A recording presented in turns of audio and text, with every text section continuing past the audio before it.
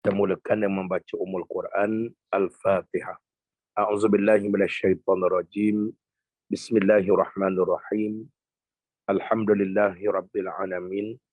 Ar-Rahmanir-Rahim. Malik yaumiddin. Iyyaka na'budu wa iyyaka nasta'in. Ihdinas siratal mustaqim. Siratal ladzina an'amta 'alaihim ghairil maghdubi 'alaihim waladdallin. Amin. Bismillahirrahmanirrahim. Alhamdulillah. Alhamdulillahi rabbil alamin. Wabihi nasta'in wa ala umuri dunya waddin. Allahumma salli ala sayyidina Muhammad wa ala ali sayyidina Muhammad. Allahumma faqihna fid din wa 'allimna ta'wil. Allahumma hdina siratal mustaqim.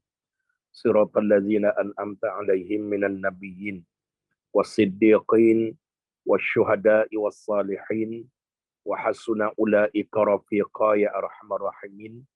Asbahna wa asbahal mulku lillah walhamdulillahi la syarikalah la ilaha illa huwa wa ilaihin nusyur. Asbahna ala fitratil islam wa kalimatil ikhlas wa ala dini nabiyyina Muhammadin sallallahu alaihi wasallam wa ala millati abina Ibrahim hanifa wa ma kana minal musyrikin. Allahumma arinal haqqa haqqan warzuqna ittiba'ah wa arinal batila batilan warzuqna ijtinabah. Ya Allah, ya Tuhan kami, pimpinlah kami untuk mengenali perkara yang benar itu benar, dan jadilah kami orang yang berpegang dengan kebenaran. Pimpinlah kami ya Allah untuk mengenali yang batil itu batil, dan jauhkanlah kami daripada kebatilan. Rabbi syrah li sadri wa yassir li amri wahlul 'uqdatam min lisani yafqahu qawli. Rabbi yassir wa la tu'assir wa tammim bil khair ya karim, amma ba'd. Alhamdulillah, yang dimuliakan Allah, lagi dihormati Dr. Haji Said Ayub Said Mustafa Al-Qudri, merupakan founder kepada Yayasan SKV. Yang dimuliakan, lagi dihormati Puan Hajah Kartikawati binti Muhammad, yang juga merupakan founder, pengasas kepada Yayasan SKV, dan kepada mama dan seluruh ahli-ahli keluarganya, juga kepada seluruh ahli-ahli usrah Miftahul Jannah. Miftah artinya kunci, Al-Jannah artinya syurga. Jadi pertemuan kita pada pagi ini atas nama Usrah Miftahul Jannah. Yang baru masuk ke yang lama ke, semuanya atas nama Miftahul Jannah, dengan kerjasama Yayasan SKV, dan juga turut hadir dan penyokong tetap, iaitu di kalangan warga kerja SKV dan para usahawannya di seluruh Malaysia sebahagiannya, dan muslimin muslimat, ibu-ibu, bapa-bapa yang hadir bersama, yang sedang tengah masuk link sekarang ini. Mudah-mudahan diberkati, dirahmati oleh Allah Subhanahu wa ta'ala. Jadi alhamdulillah, pada hari ini kita bersyukur kepada Allah, hanya tinggal lebih kurang 5 hari saja lagi. 5 hari kita akan masuk dalam bulan Zulhijjah. Bila masuk Zulhijjah, 1 Zulhijjah, wal fajri walayalin ashrin. Dalam Quran Allah bersumpah demi waktu fajar dan juga demi hari 10. Kalau kita tak mengaji tadabbur, tak mengaji tafsir, kita tak faham apa dia hari 10. Rupa-rupanya 10 itu walayalin ashrin, 10 hari yang terbaik di dalam hidup ini, iaitu 10 hari pertama di dalam bulan Zulhijjah, daripada 1 sampai 10 Zulhijjah. Kerana di dalam hadis Nabi, walaupun ada pertikaian kata hadis itu dhaif, berpuasa 1 hari pada bulan-bulan awal Zulhijjah, 1 sampai 9 Zulhijjah, mana-mana hari berpuasa menyamai pahala 1 tahun puasa sehari. Bersedekah, berinfak, berkorban baca Quran atau apa saja amalan-amalan yang dilipat gandakan pada 1 hari bulan sampai 10 hari bulan. Penamatnya pada hari raya dengan berkorban kepada Allah yang kita dah bincang 3 minggu. Baik. Jadi saya nak cadang pada diri saya dan ibu-ibu, bapa-bapa, muslim dan muslimat sekalian, ada 5 hari lagi, siapkan diri, bagi tahu pada anak-anak, kerana ada ulama-ulama yang berpandangan 10 hari yang awal ini sebaik-baik malam Al-Qadar. Sebaik-baik hari 10 awal Zulhijjah. Depan saya ini ada satu kitab, Bayan Linnas. Kalau nak hurai ini ada lebih kurang 50 muka surat tentang kelebihan berdasarkan hadis Nabi, beramal, beribadah pada 1 sampai 10 Zulhijjah. Dan diharuskan berpuasa setiap hari daripada 1 sampai 9 Zulhijjah kerana terlalu besar akan fadilatnya. Kan? Dan Nabi menyebutkan tidak ada hari yang lebih baik daripada hari awal Zulhijjah. Jadi tajuk pada pagi ini, kita berbincang, tajuk kita bersedekahlah. Berinfaklah kerana Allah. Berinfak dan bersedekahlah kerana Allah. Kerana agar kita standby, ready, masuk saja 1 hari bulan, lipat gandakan sedekah. Lipat gandakan tilawah Quran. Lipat gandakan bangun malam. Lipat gandakan taubat. Lipat gandakan menyantuni ibu bapa. Lipat gandakan mengasihi anak-anak, suami dan isteri. Lipat gandakan menyayangi fakir-fakir miskin antara 1 sampai 10 Zulhijjah. Penamatnya hari raya 10 Zulhijjah dengan daging korban, kita korban kerana Allah dan kita infakkan kepada fakir-fakir miskin. Itu merupakan kemuncak di antara 1 sampai 10 kerana hari yang tidak ada hari, Allah bersumpah. Allah bersumpah wal fajri, demi waktu fajar, walayalin ashrin, dan juga demi hari 10. Kalau kita tak tahu apa hari 10 ni, 10 awal Zulhijjah 1 sampai 10 merupakan hari yang sangat besar untuk beribadah. Di dalamnya ada hari wukuf, di dalamnya ada hari raya, sehingga kan ulama-ulama menyatakan besarnya puasa Ramadan sebab dia wajib.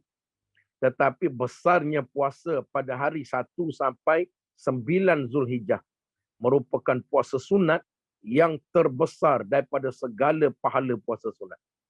Jadi kita tak sempatlah nak bincang hari ini dalam kitab kita, Bayan Linnas, punya panjangnya, perbahasan tentang hadis, hampir-hampir 50 muka surat lebih tentang itu saja, di mana ulama-ulama seluruh sahabat Nabi dulu mengambil kesempatan melakukan ibadah. Saya pesan pada diri saya dan muslimin muslimat, ahli-ahli usrah, Miftahul Jannah. Akak-akak yang baru join, baru masuk, nanti anak-anak tanya pagi ni kat mana? Mak dah masuk usrah Miftahul Jannah. Puan Hajah Kartika dan Dr. Said telah membenarkan untuk kita lebarkan lagi keluarga kita ni, bukan sekadar warga kerja dan usahawan SKB, tetapi juga muslimin muslimat siapa saja yang nak bersama dengan Yayasan SKB untuk misi kemanusiaan, kebajikan ummah dan juga pembangunan Islam yang mudah-mudahan menjadi suatu yang dipanggil aset ataupun pahala yang kekal pada kita, terutamanya misi kita melaksanakan membina rumah-rumah Allah satu persatu berkat sokongan semua dan juga berkat daripada perniagaan yang diusahakan oleh Dr. Haji Said Ayub, Said Mustafa Al-Qudri, Puan Hajah Kartika. Saya ucap tahniah semalam, saya tengok Facebook, lautan manusia di Sarawak, di Kota Samarahan dan di Kuching, menanti doktor dengan Puan Hajah Kartika. Lautan manusia, penuh dewan, ribuan orang. Jadi kita doakan agar perniagaan SKB akan terus memecut hingga ke langit. Istilah saya tu, memecut hingga ke langit. Mudah-mudahan menjadi suatu platform ekonomi ummah.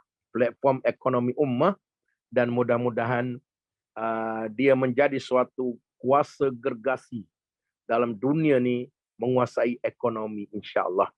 Jadi akhirnya kembali kepada keuntungan Islam, pembayaran zakat, infak. Untuk makluman ibu-ibu, bapa-bapa yang baru join, setiap apa yang terjual dalam perniagaan SKV ini, Dr. dan Puan Hajah Kartika telah menginfakkan sebahagiannya memasuk tabung yayasan untuk pembinaan masjid, pembinaan anak-anak yatim dan sebagainya, menyantuni fakir miskin. Macam baru ni kita santuni rider-rider ribuan yang miskin-miskin susah datang berbaris ambil duit raya dan sebagainya. Itu sejak daripada tahun lepas. Kita ucap tahniah kepada semua tim yang terlibat menjayakannya, dan kepada kita semua yang baru join, mudah-mudahan menjadi saham akhirat kita. Kita bukan banyak beramal pun, bukan banyak baca Quran, bukan banyak berzikir. Macam Rabi'atul Adawiyah, wanita sufi yang saya sebut, dia berselawat kepada Nabi setiap hari 50,000 kali. Kita nak dapat 50 kali pun nak terkencing dah kan. Dia 50,000 kali. Orang tanya dia, wahai Rabi'atul, kenapa kamu banyak selawat pada Nabi? Masih ingat lagi kata Ibnu Athaillah As-Sakandari, pengarang kitab Hikam. Kalau kita orang yang kurang bangun malam, kita kurang sedekah, kita kurang qiyamul lail, kita kurang baca Quran, kita kurang berzikir, kita kurang buat-buat baik pada manusia lain, maka kata Ibnu Athaillah As-Sakandari, perbanyakkan selawat kepada Nabi. Kerana selawat itu akan menutupi semua kecacatan, kekurangan amal-amal ibadah kita yang sunat. Kata ulama lain, apabila kamu berselawat, automatik kamu berzikir. Kalau kamu berzikir, belum tentu berselawat. Jadi bila selawat pada Nabi, automatik duduk dalam kategori kita zikir. Selawat itu sangat besar pada sisi Allah Subhanahu wa taala. Jadi insya-Allah kita bersama di sini dalam Usrah Miftahul Jannah dan bersama Yayasan SKV untuk kita gerakkan melalui persepakatan. Untuk makluman ibu-ibu, bapa-bapa sekalian, Universiti Al-Azhar yang sudah tertubuh sekian lama, semua tertegak dengan wakaf dan infak. Gaji lecturer kerajaan Mesir tak bagi 10 sen pun. Semua profesor, apa saja kemudahan datang daripada wakaf dan daripada infak. Jadi sebab itu dalil mengatakan bahawa orang Islam ini boleh mengkayakan Islam dengan infak dan sedekah. Baik, pada pagi ini kita terus kepada topik perbincangan kita, iaitu kelebihan ataupun dipanggil bersedekahlah kerana Allah. Sebab kita nak get ready, satu hari bulan Zulhijjah. Kalau biasa tiap-tiap pagi sedekah subuhnya RM2, RM3. Kalau boleh setiap pagi, kalau ada duit 100 sehari. Kalau tak ada, biasa RM2, RM3 tiap-tiap hari Zulhijjah sampai 10 Zulhijjah, RM10, RM10. Lebihkan sikit. Kerana kalau tak mampu semua hari nak puasa, puasalah sekurang-kurang 2-3 hari. Atau paling tidak jangan tertinggal puasa pada hari Arafah. Kerana tahun depan Zulhijjah datang lagi kalau tak kiamat. Tetapi takut kita dah tak ada. Takut kita dah tak ada. Kan? Jadi sebab itu, dia datang setahun sekali saja. Setahun sekali saja. Hari yang paling istimewa, kata Nabi SAW, para sahabat dan termasuk Nabi sendiri melipat gandakan amal ibadah. Jadi mudah-mudahan nanti kalau ada masa, minggu depan ke, kita tengok akan kelebihan-kelebihan itu. Tajuk minggu depan ke, sebab kalau nak baca semua dia tak habis. Kita spot yang penting-penting. Baik, muslimin muslimat, Kita terus kepada perbincangan tentang sedekah. Sedekah ini atau infak ini merupakan suatu amal yang paling disesali oleh ahli kubur. Saya ulang balik. Sedekah ini antara amal, banyak-banyak amal. Ibu-ibu tak pergi umrah pun tak apa. Sebagai contoh. Sebagai contoh. Abdullah bin Mubarak. Seorang muhaddisin. Abdullah Mubarak dalam perjalanan menuju ibadah haji, jalan kaki. Mereka tak jauh pun. Jalan kaki. Padahal mereka dah biasa dah pergi haji, pergi umrah. Duduk kat tanah Arab. Dalam perjalanan, tiba-tiba baru saja berjalan, katalah baru 1/4, nak sampai lagi 3/4. Tiba-tiba terjumpa 2 orang kanak-kanak yang sedang mengutip makanan di dalam tong sampah. Lalu Abdullah bin Mubarak minta wakilnya pergi tanya, budak tu duk buat apa? Lalu kata kanak-kanak tu, wahai tuan, kami baru saja kematian ibu dan kematian bapa. Kami sekarang jadi anak yatim piatu, tak ada mak, tak ada bapa. Saudara mara pun tak ada. Jadi kami datang tiap-tiap hari ke tepi tong sampah ini mencari sisa-sisa makanan yang kotor. Kalau ada untuk bekalan makan, mengalas perut pada hari ini. Jadi ketika itu dia sedang mengambil bangkai ayam. Angkat bangkai ayam dalam tong sampah yang bau busuk berulat itu. Dia kata hari ini rezeki kami bangkai ayam ni. Bila wakil tu bagi tahu pada Abdullah bin Mubarak, Abdullah bin Mubarak bertanya kepada yang tukang jadi bendahari perjalanan dia tu. Dia tanya kata, berapa perjalanan, berapa belanja perjalanan kalau kita patah balik. Padahal dah nak sampai musim haji. Macam ni lah, tinggal berapa hari lagi. Lalu kata yang jaga akaun, dia kata kalau kita nak balik lebih kurang dalam 20 dinar. Baki yang pada kita ada berapa? Grup kita selama ini ni. Oh, baki ada banyak lagi. Lalu kata Abdullah bin Mubarak, apa pandangan kamu semua? Kita batalkan pergi haji dan kita infakkan semua duit kita untuk perjalanan menuju ke Makkah ini, kita infakkan kepada 2 anak yatim ini. 2 anak yatim ini. Akhir semua setuju, maka mereka pun tinggalkan baki 20 dinar untuk patah balik, buat belanja makan dan sebagainya. Baki perbelanjaan semua diserahkan pada anak yatim. Itu dipanggil suatu amal yang dipuji, yang sangat dipuji oleh para seluruh ulama-ulama Islam. Timbul satu hukum dipanggil fiqh aulawiyat. Fiqh keutamaan. Profesor Dr. Yusuf Qaradawi menegur orang-orang yang kerap sangat pergi umrah. Kan? Umrah ni dia kata Nabi buat 4 kali saja. Umrah Nabi buat 4 kali, haji buat sekali. Kita umrah 400 kali. 400 kali. Baik. Kata Profesor Dr. Yusuf Qaradawi, duit umrah itu lebih aula, lebih utama menyantuni fakir miskin yang kelaparan yang ramai berbanding kita beribadah seorang diri, walaupun diampun dosa, pergi Mekah dapat pahala. Tapi menyantuni fakir miskin lebih diutamakan dalam Islam kerana manfaatnya untuk ummah dan untuk kita. Untuk ummah dan untuk kita. Jadi itu permukadimah kisahnya. Tadi saya sebut satu ibadah yang antara yang paling disesali ahli kubur. Mana dalilnya? Ayat suratul munafiqun ayat 10. A'udzubillahi minasyaitonir rajim. Wa anfiqu mimma razaqnakum min qabli an ya'tiya ahadakumul maut fayaqula rabbi laula akhartani ila ajalin qarib fa asaddaqa wa akum minas salihin.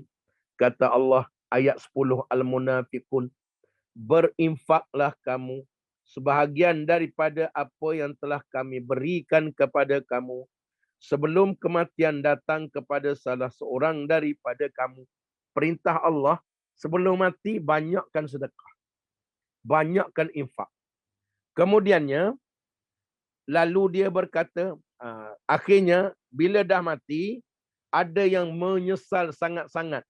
Kemudiannya mereka berkata, fayaqulu rabbi fayaqula rabbi laula akhartani ila ajalin qarib fa asaddaqa wa akum minas salihin. Dah menyesal masuk lubang kubur atau dekat nak mati, nyawa ikan, kemudian nafas sudah berombak-ombak, kata Amru al-As, waktu kita nazak nak mati, bagaikan semua bukit gunung dalam dunia ni menimpa tubuh kita dan kita bernafas melalui macam bagaikan lubang jarum. Berat sangat. Waktu tu datang menyesal, ya Tuhanku, kalau boleh awak tundalah akan kematianku sekejap lagi. Untuk apa? Fa asaddaqa wa akum minas salihin. Untuk aku bersedekah dan aku buat amal-amal soleh. Dia sebut sedekah dulu. Antaranya kata ulama, sedekah ini antara amalan yang sangat-sangat disesali oleh orang yang dekat nak mati ataupun ahli-ahli kubur. Jadi itu yang pertama. Yang kedua, yang kita dok buat selalu sedekah subuh. Dalam Islam, dalam syariat, sedekah subuh ini tidak ada syariat. Habis yang kita dok buat sedekah subuh, SKB dan Puan Hajah Kartika sediakan tabung sedekah subuh. Siapa nak tabung tu boleh tanya Kak Nesh. Kat mana nak dapat. Tabung, masuk tabung, cukup bulan, hantar. Baik, boleh tak buat? Sedekah subuh ni, ulama-ulama yang menggelarkannya, bukan Nabi. Dan ibu-ibu, bapa-bapa sekalian kena ingat, bukan bererti sedekah pada waktu lain tak dapat pahala. Subuh saja dapat pahala, tengah hari tak dapat, petang tak dapat, malam tak dapat. Jawapannya tidak betul. Nabi sebut di dalam hadis ini, kata Nabi SAW, ma min yaumin yusbih al-ibadu fihi illa malakan yanzilan fayaqulu ahaduhuma Allahumma a'ti munfiqan khalafa wa yaqulu al-akhar Allahumma a'ti mumsikan talafa. Kata Nabi, tidak ada hari mana para hamba itu berpagi-pagi, subuh, padanya melainkan terdapat dua malaikat yang turun, lalu salah satu daripada mereka berdoa, ya Allah, berikanlah ganti kepada orang yang telah melakukan infak sedekah pada pagi ini. Manakala malaikat yang kedua berkata, ya Allah, berikanlah kebinasaan kepada orang yang menahan hartanya daripada bersedekah. Hadis riwayat Imam Bukhari 1442, Imam Muslim nombor 1010. Baik, muslimin muslimat. Hadis ini tidak kata sedekah tengah hari tak dapat pahala, sedekah malam tak dapat pahala. Hadis ini mencadang pada kita antara perbuatan yang terawal, terutama kita lakukan pada waktu pagi, namanya infak.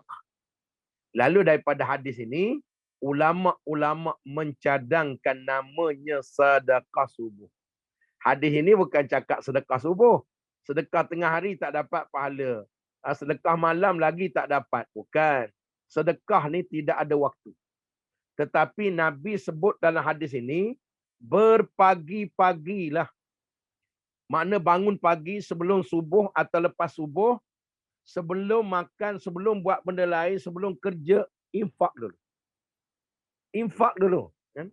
Sedekah dulu. Masuk tabung, boleh buat dua cara.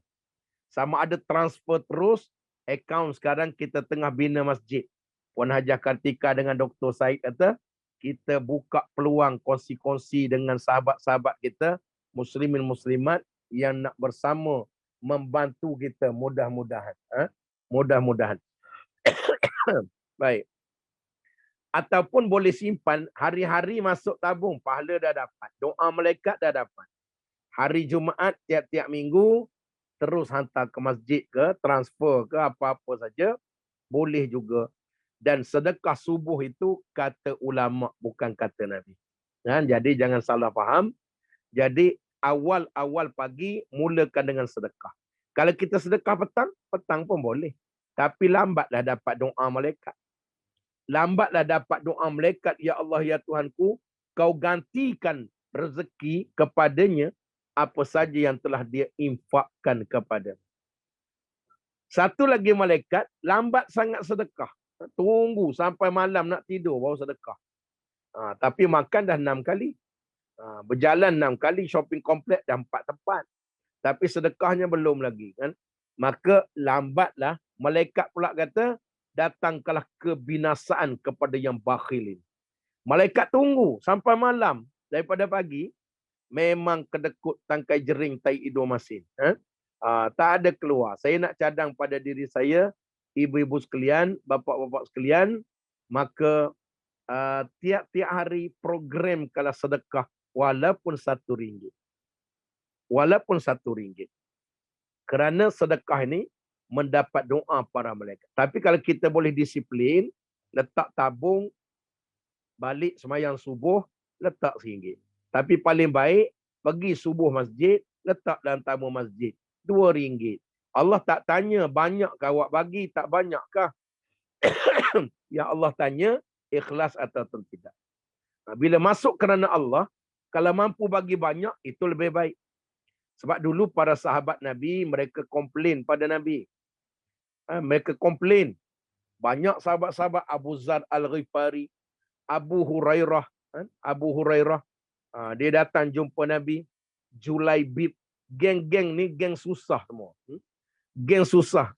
Abu Darda. Semua geng-geng susah. Kais pagi makan pagi, kais petang makan petang. Dia datang jumpa Nabi, ya Rasulullah. Untungnya di kalangan sahabat-sahabat kami, orang-orang yang kaya raya. Macam doktor, macam Puan Hajah Kartika, untung. Mereka dahlah kaya. Kemudian kata sahabat yang miskin ini, mereka dahlah alim. Mereka pula soleh. Mereka pula baik. Baca Quran banyak, bangun malam banyak, taubat banyak, doa banyak, jaga orang sakit banyak.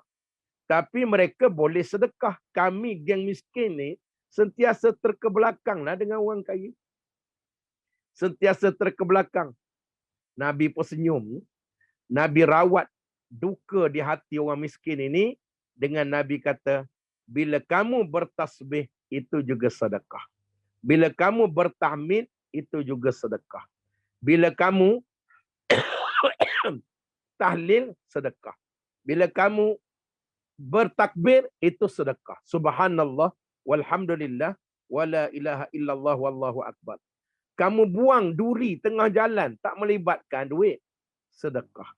Kamu tidur dengan isteri, suami isteri malam-malam hari, tidur, juga sedekah. Tidur tu dalam inverted comma, maknanya tidur suami isteri, itu pun sedekah. Maka semua perbuatan, zikir kamu, amal ibadah kamu merupakan pahala sedekah. Senyum lebar geng-geng miskin ini sebab mereka rasa mereka akan tertinggal dalam syurga yang jauh berbanding sahabat-sahabat besar lain. Dahlah kaya macam Sayyidina Osman. Mereka juga infak, baca Quran banyak, qiyamul lail banyak, bantu orang susah banyak, bina masjid banyak. Yang kami habuk pun tak ada. Habuk pun tak ada. Lalu akhir Nabi bagi kegembiraan kepadanya. Begitu juga Nabi pesan pada Fatimah, anaknya yang kahwin dengan Sayyidina Ali, diuji dengan masalah keuangan. Ali dan Fatimah ni hidup miskin. Datang rumah Nabi, ya Rasulullah, kan berat sangat, pembantu rumah pun tak ada. Sayyidina Ali kena buat sendiri, aku pun kena buat sendiri. Lalu kata Nabi menggembirakan, wahai Fatimah, perbanyakkanlah kamu membaca baqiyatus salihat. Subhanallah walhamdulillah wala ilaha illallah wallahu akbar. Maka kamu akan ditulis pahala sedekah sebanyak mana kamu sebut. Lega geng-geng susah. Tapi yang kita ada duit jangan nak sibuk berzikir pula. Duit tak nak bagi. Awak dah sedekah dah pagi ni. Dah sedekah dah ustaz. Dah sedekah dah. Dah sedekah. Dengan apa? Dengan baca tadi 4 kali cukup. Jangan macam tu. Ya. Baik. Muslimin muslimat. Punya banyaknya ayat-ayat Quran tentang anjuran bersedekah. Sebagai contoh. Ayat 261 suratul Baqarah. Masalul lazina yunfiquna amwalahum fi sabilillah kamasali habbatin anbatat sab'a sana bila fi kulli sumbulatin mi'ata habbah wallahu yudha'ifu liman yasha wallahu wasi'un alim. 261. Perumpamaan orang yang menginfakkan hartanya di jalan Allah seperti sebiji benih yang menumbuhkan 7 tangkai. Setiap tangkai didatangkannya ada 100 biji benih lain. Allah melipat gandakan bagi siapa yang dia kehendaki.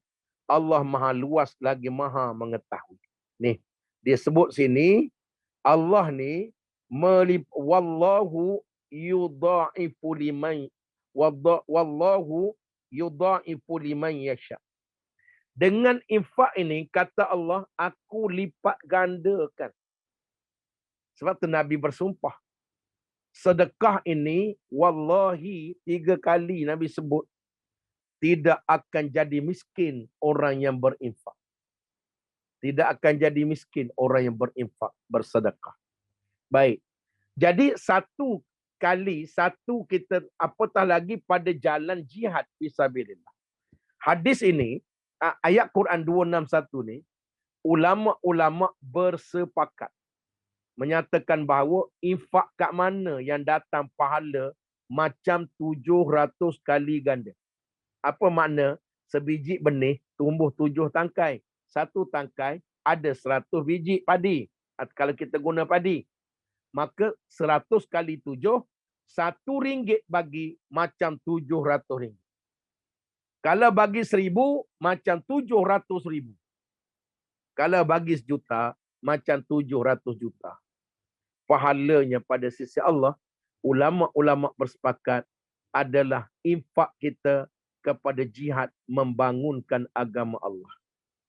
Infak untuk menegakkan Islam, infak untuk bina masjid, infak untuk bina madrasah, infak untuk bina pondok. Tidak ada khilaf ulama mengatakan infak kepada sesuatu yang menjanakan kekuatan Islam. 261 Baqarah ini, RM1 ibu-ibu bagi pada tabung yang kita sedang lancarkan sekarang, sedang menyiapkan Masjid At-Taqwa. Lepas ni kita akan set masjid lain pula untuk kita bina. Banyak tak kena bagi? RM1 saja. RM2. Kalau mampu lebih lah. Maka RM1 bagaikan RM700. RM700. Ini dalil daripada 261 Baqarah. Dalil daripada ayat Ali Imran 134.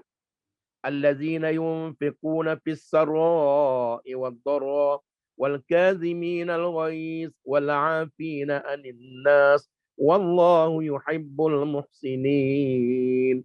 Orang-orang yang berinfak baik masa miskin, baik masa susah. Tengok. Allah kata infak ni bukan orang kaya. Pepatah saya, sedekahlah, jangan kita tunggu kaya. Tapi sedekahlah sampai jadi kaya. Pening tak? Sedekah jangan tunggu kaya. Tapi sedekahlah sampai jadi kaya. Banyak hadis Nabi, banyak ayat Quran yang menyatakan Allah Subhanahu Wa Taala melipat ganda rezeki orang yang berinfak. Walaupun dari sudut hukum Islam, infak ini sedekah dipanggil sunat. Infak kepada harta kita, infak ni lebih kepada mengeluarkan harta. Jadi termasuk duit lah. infak sedekah sebenarnya sama saja.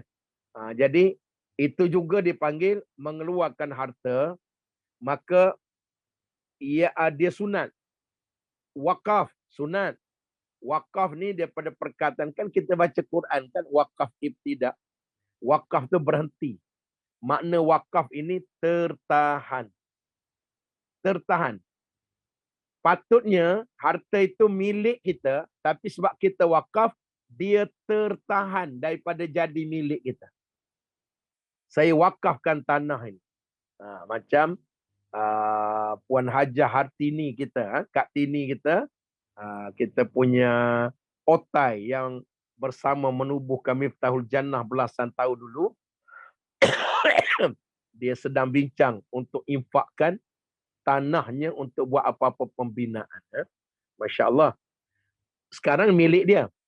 Tapi bila kita wakafkan, bagi pada majlis, bagi pada sesiapa untuk buat madrasah, contohnya, dia tertahan. Jadi wakaf ni tertahan. Apa yang tahan? Tahan pemilikan. Bukan lagi milik kita, tapi milik kepada orang yang kita amanahkan. Namun, walaupun pemilikan tertahan, selama mana harta wakaf itu ada, walaupun ratus ribu tahun kalau tak kiamat, pahala berjalan terus macam masih hidup. Ibu-ibu sekalian, bapa-bapa sekalian, kalau kita ada harta lah, harta pula lebih, ada tanah lebih 10 ekar contoh. Ambil sekar, kalau mampu pakak nak beranak, ni mak nak wakafkan kepada pembinaan madrasah. Mak ada tanah ni, kita pun awak pun semua dah kerja senang-senang, mak nak bagi saham mak akhirat nanti, mak amal tak banyak, baca Quran tak banyak, zaman muda pun tak pakai tudung, semayang pun tidak, macam-macam jahat yang mak buat, bapak buat. Jadi nak wakafkan perkara ini, maka bila wakaf, maka selama mana bangunan yang kita wakaf itu masih ada, maka selama itu pahala berjalan. Baca Quran banyak, mati habis pahala. Berzikir banyak, macam Rabi'atul Adawiyah, 50,000 selawat sehari. Mati habis, tak boleh selawat. Santuni anak yatim, mati tak boleh buat lagi. Jaga mak, mak mati atau kita mati habis pahala. Tapi ada satu pahala yang berjalan terus, memberi, mencatat pahala, mengampunkan dosa orang yang duduk di dalam kubur, namanya pahala sedekah jariah, salah satunya wakaf. Salah satunya wakaf. Jadi pakak-pakak kita fikirlah, paling minima kita tak ada duit, buatlah wakaf Quran, satu Quran RM20. Boleh dah, selagi orang baca, dapat pahala. Ada orang pecah tanah nak buat madrasah, satu lot RM50, satu petak RM50. Kita pemasuk, itu juga dapat pahala wakaf. Apatah lagi, kita ada sekeping tanah, ataupun kita ada bangunan, nah kita bagi pada anak yatim duduk. Selama mana mereka duduk, makan, minum, belajar, membesar, mereka keluar, orang lain pula masuk. Kita dalam lubang kubur mungkin mati berdosa. Pahala berjalan terus. Malaikat hantar, nah pahala awak hari ni, nah pahala awak. Kita tanya daripada mana lagi ni? Saya dah mati. Dulu awak ingat awak infak bangunan. Dulu awak ingat rumah awak infakkan pada jadi kelas pengajian. Dulu awak ingat apa harta awak dulu. Awak sayang, tapi awak rela korban untuk Allah. Maka sebab itu, ia ni jaminan daripada Allah. Walaupun miskin, walaupun susah, maka tetap diperintahkan. Walaupun hukumnya sunat, tapi Allah perintahkan agar kita perbanyakkan, kerana dia menjadi asbab keampunan Allah dan juga asbab lipat gandanya rezeki. Kata Profesor Dr. Yusuf Qardawi, kalau kamu sakit, infaklah. Kalau kamu ada masalah rumah tangga, infaklah. Kalau kamu difitnah, infaklah. Kalau kamu duit tak ada, infaklah. Kalau kamu nak bisnes maju, infaklah. Semua perbuatan, kata Profesor Dr. Yusuf Qardawi, infak ini menyelesaikan masalah. Infak ini menyelesaikan masalah. Kakak masih ingat tak kisah benar yang berlaku di Malaysia? Kisah benar yang berlaku di Malaysia. Seorang yang saya dah cerita dulu, kita ulang balik. Tak apalah, musang berjanggut ulang 25 kali. Tengok lagi kan. Malam kemarin cerita Piramli, apa benda dah lupa dah. Saya buka TV keluar Piramli. Yang lain kita tak tengok. Konsert Ella kita tak suka. Kan? Kemarin konsert Ella pun boleh tahan 10,000 orang. 10,000 orang. Kita tengok cerita Piramli jadilah kan. Baik.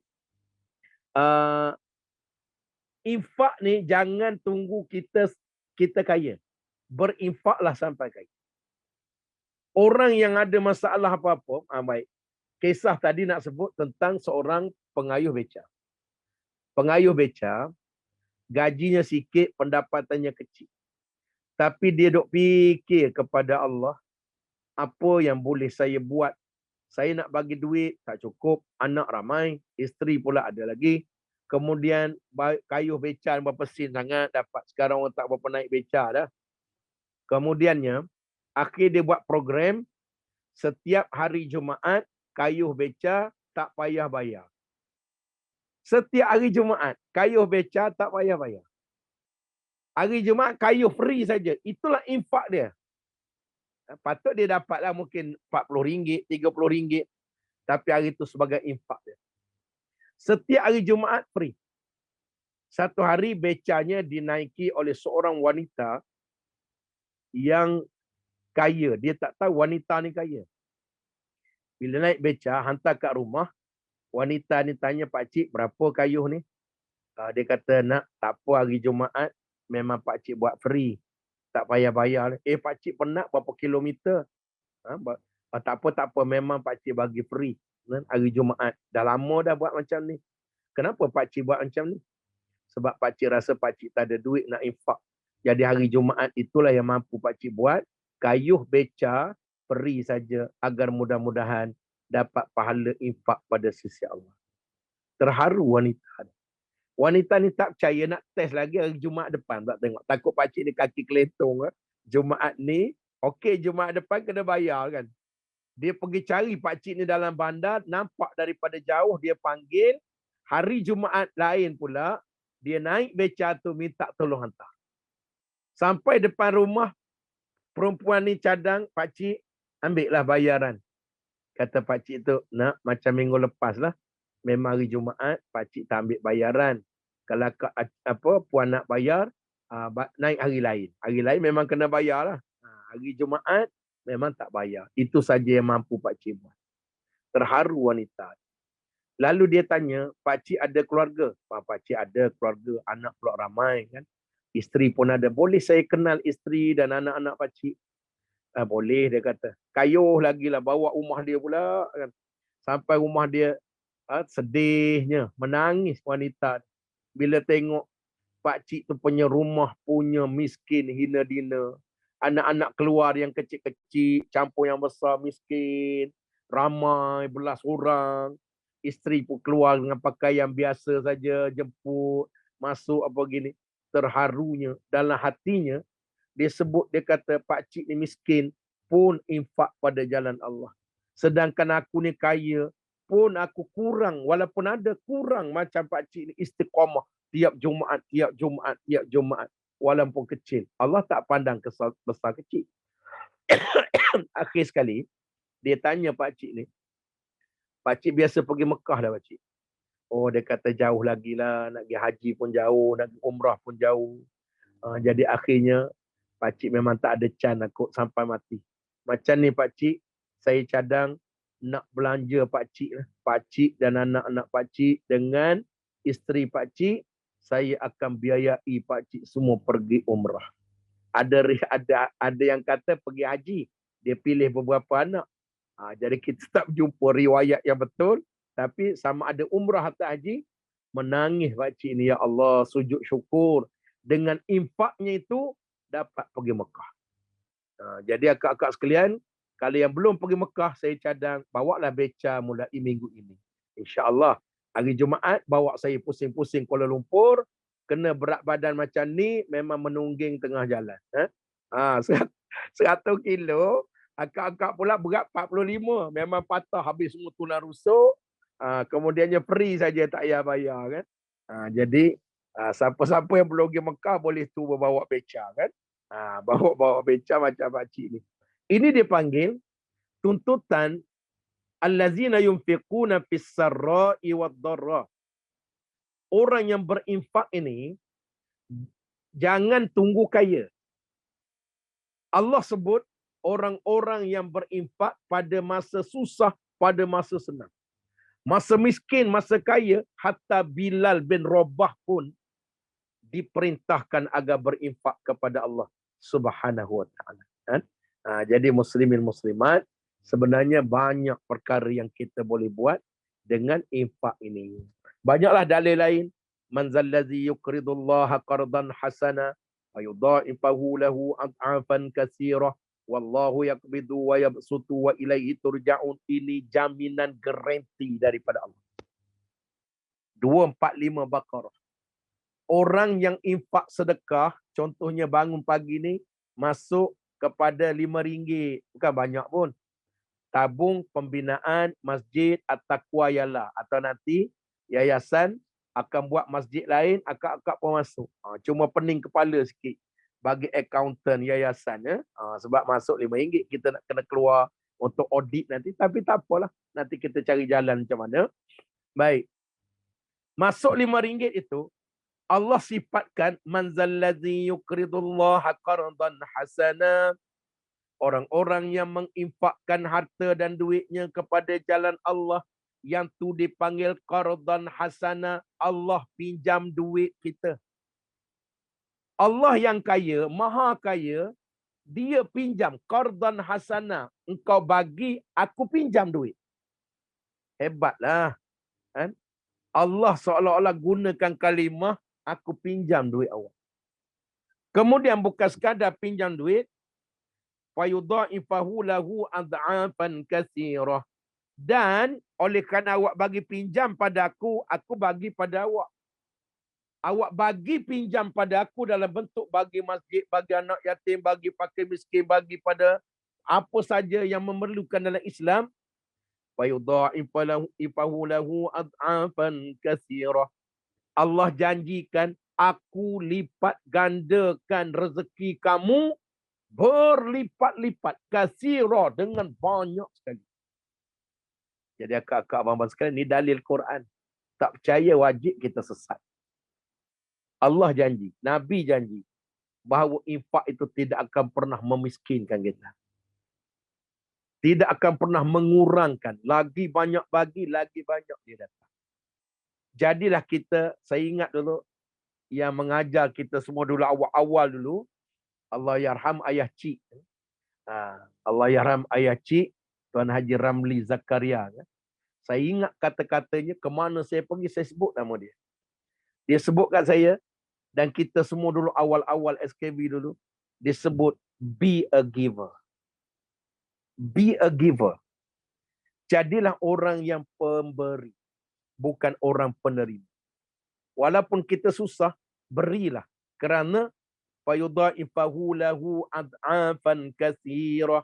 Janji Allah, awak lagi banyak beri, aku akan tambah berlipat kali ganda. Bukan tambah sikit.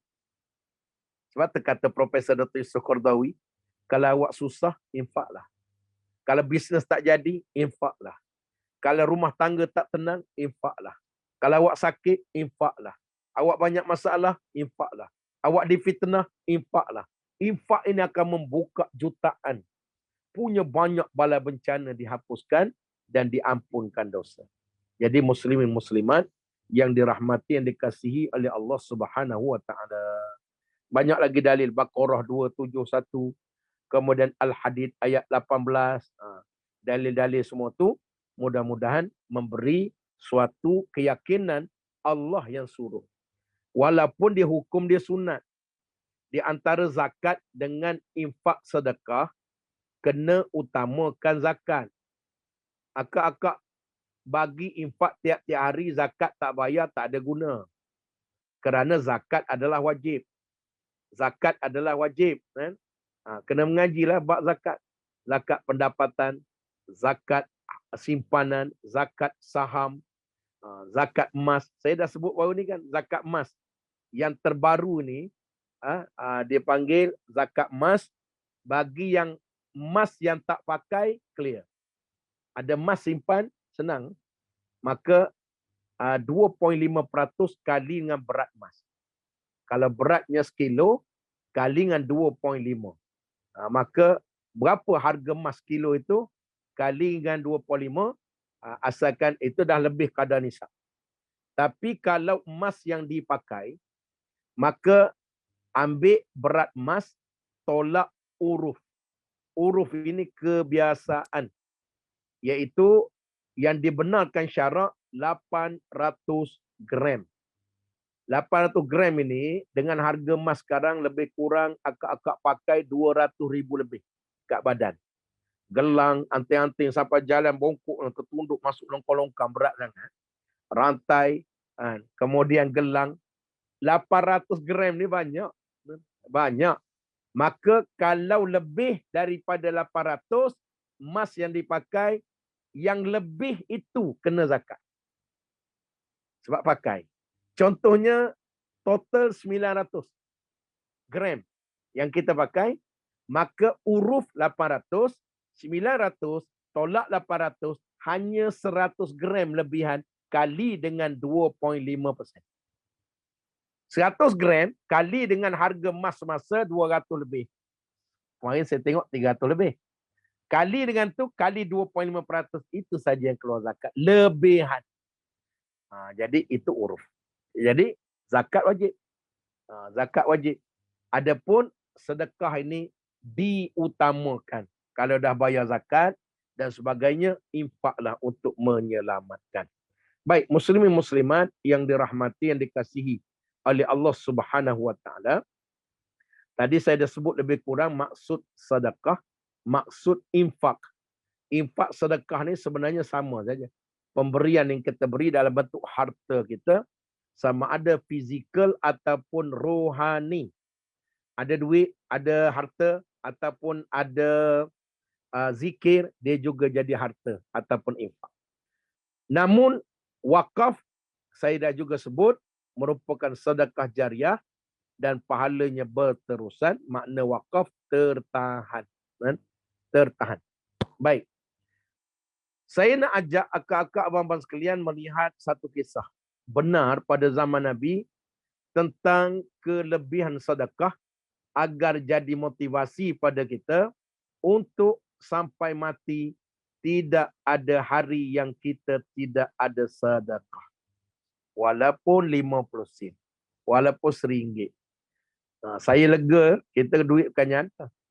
Tapi tiap-tiap hari, sudah sejak COVID, ada satu makcik tak siuman.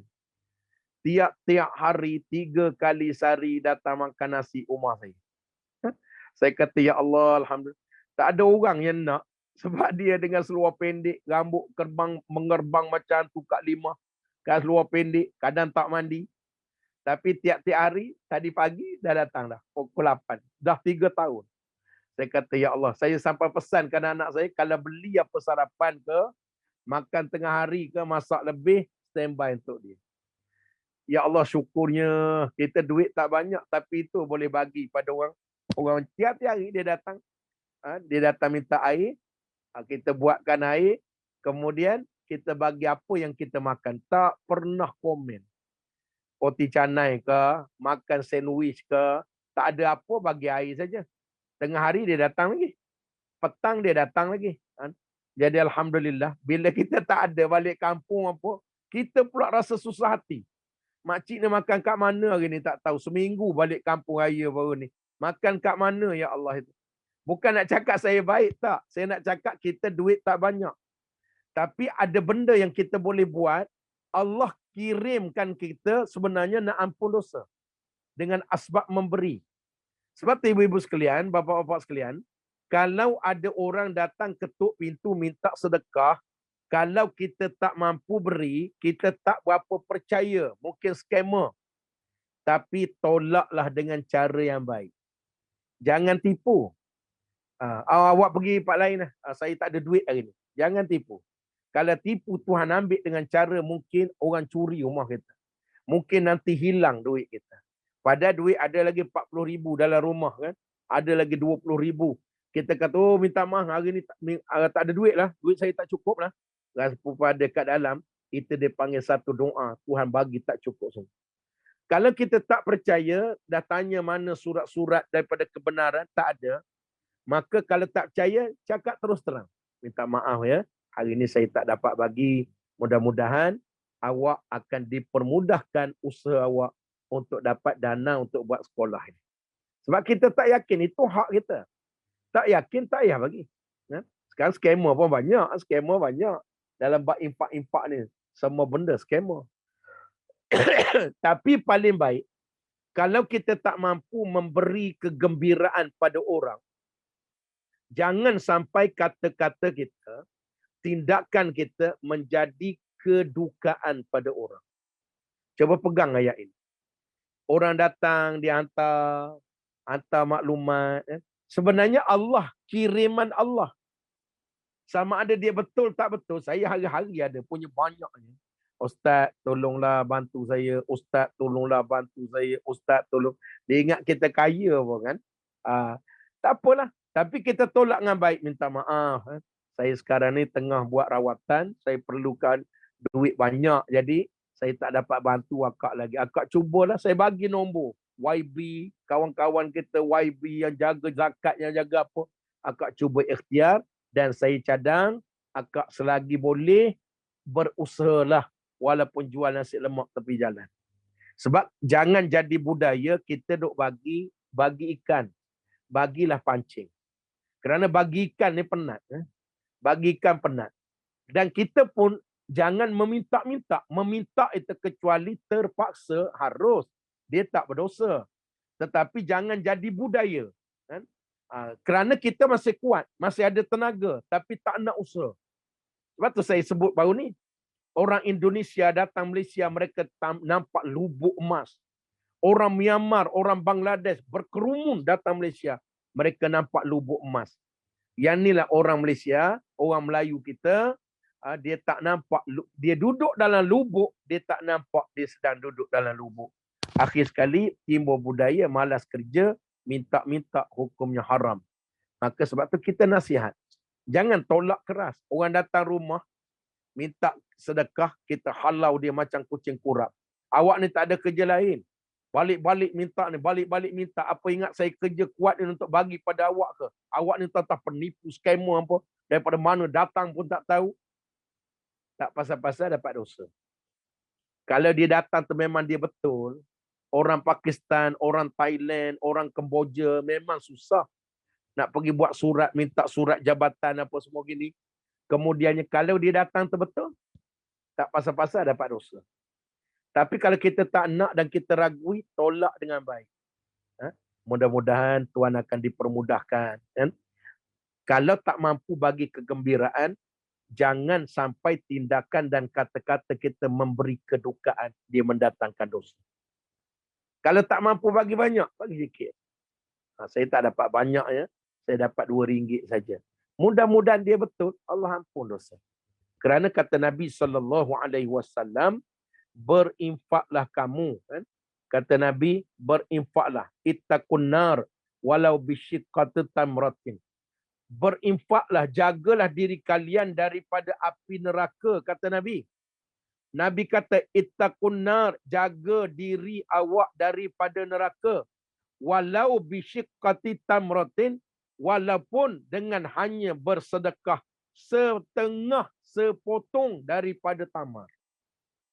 Ambil tamar sebiji, belah 4. Walaupun sepotong itu, berilah pada orang yang memerlukan. Dia memadamkan dosa, menyelamat daripada neraka. Sebab tu mulai hari ini, terutama masuk 1 Zulhijjah, programkan jangan ada hari yang kita tidak ada infak. Jangan ada hari. Sebab tu Puan Hajah Kartika dia dah launching dalam grup-grup Miftahul Jannah, dalam grup SKV agar ada sedekah subuh.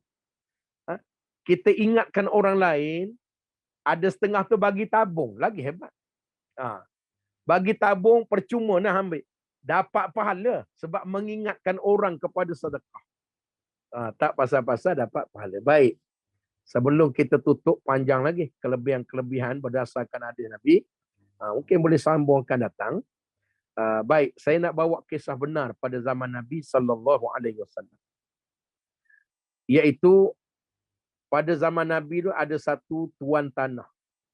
Kebun dia dengan rumah dia, dia nak buat pagar. Tiba-tiba masalah dia ada sebatang tamar termasuk dalam kawasan tanah dia. Tamar ini milik orang lain. Bila masa tak tahu. Macam kita lah. Jiran punya pokok masuk kita. Dia nak letak pagar. Bila nak letak pagar, masalah dia, pokok tamar orang ada kat situ. Kemudiannya, akhirnya dia mengadu kepada Nabi sallallahu alaihi wasallam. Nabi pun datang jumpa tuan tamar yang sebatang. Sebatang. Kata Nabi, kawan ni, tuan rumah ni dia nak pagar kawasan dia. Tapi awak punya tamar ada dalam kawasan dia. Kalau saya janjikan, awak beri dia pagar, awak serahkan tamar pada dia sebatang, lisan saya menjanjikan sebatang tamar, menjanjikan tamar dalam syurga Allah. Nabi janji. Tapi tuan tamar sebatang ni, dia kata saya tak nak. Saya tak nak. Saya tak mau. Saya tak mau bagi tamar kat dalam syurga ke, bagi apa ke, saya tak nak. Saya tetap nak tamar saya. Dalam tanah dia tu jangan pagar, kata dia. Waktu ni ada seorang sahabat Nabi, duk dengar dialog ni. Dia buat Nabi macam tu, Nabi offer tamar dalam syurga pun tak nak. Namanya Abu Ad-Dahdah radhiyallahu anhu. Abu Dahdah ni dia dengar Nabi duk dialog dengan tuan tanah, ada sekali yang nak pagar, dengan tuan yang satu lagi. Selesai majlis itu, Abu Dahdah ni pergi jumpa dengan tuan tanah. Tuan kurma sebatang tu. Jumpa tuan kurma, tuan, tadi saya dengar dialog Nabi. Nabi offer nak ganti dengan tamar dalam syurga pun tuan tak nak. Sedangkan tuan rumah tu, dia nak pagar kebun dia. Itu hak dia. 99% dia punya. Awak punya sebatangnya. Ya, awak datang sibuk buat apa? Dah jadi hal. Abu Dahdah kata, nak tak? Kalau saya tukarkan, Abu Dahdah ni sifat dia nak menyelesaikan masalah orang. Memudahkan. Orang yang mulia, dia bantu selesai masalah orang. Dia tolong bagi semangat saat kejatuhan. Dia tolong rungkaikan masalah. Ini sebaik-baik manusia. Dia datang jumpa tuan tamar sebatang ni. Dia offer apa? Dia kata, nak tak? Saya serahkan, kita ganti. Sebatang tamar awak dalam kebun kawan tu, awak ambil satu ladang tamar saya, ada ribuan batang, ada rumah saya lagi dalam ladang tamar. Ada ladang ribuan batang, tukar dengan satu. Tukar dengan satu. Akhir sekali, dengar macam tu, tuan kurma sebatang tadi melompat gembira. Kalau macam tu jadi ya. Jadi ya. 1000, ini Nabi janji yang syurga boleh tentu. Yang ni bagi dengan ribuan batang, dengan rumah lagi dapat, siapa tak nak. Awak bagilah kat dia, saya serah kat awak batang sebiji tu, bagi saya, buat agreement. Nah, awak ambil kebun saya, dengan rumah saya. Kemudian sedang elok, Abu Dahdah dapat batang tamar sebatang, dia rugi berapa puluh ribu, ratus ribu rugi. Kemudian, dia pun jumpa Nabi, ya Rasulullah, aku telah pun tukar kebun aku dengan sebatang tamar. Aku infakkan agar selesai masalah ini. Tuan tanah boleh pagar. Nabi kata, kamu serahkan bukan padaku, serahkanlah batang tamar yang kamu tukar tadi dengan tuan tanah yang nakkan selesai masalah ni. Dia pun pergi serah. Dengar macam tu, Nabi terus, Abu Dahdah pergi saja, Nabi bagi tahu para sahabat, apa kata Nabi? Aku melihat bagaimana tamar-tamar yang masak ranum punya luasnya sedang menanti Abu Dahdah dalam syurga. Makna Abu Dahdah garanti masuk syurga Garanti dapat imbuhan yang jauh lebih besar. Akhir sekali, selesai masalah. Bila mati Abu Dahdah ni, Abu Dahdah tadi tak beri, belum mati lagi. Abu Dahdah tadi dah sedekah satu kebun dengan rumah kat dalam. Dia pun balik ke rumah jumpa isteri dia. Dia sebut kat isteri dia, contohlah yang contoh. Kemas barang sebab ladang tamar kita ni dengan rumah kita ni aku telah infakkan untuk selesai satu masalah kat Madinah tadi. Awak kemas barang lebih kurang, kita keluarlah. Kan? Kita keluar. Apa jawab isteri dia?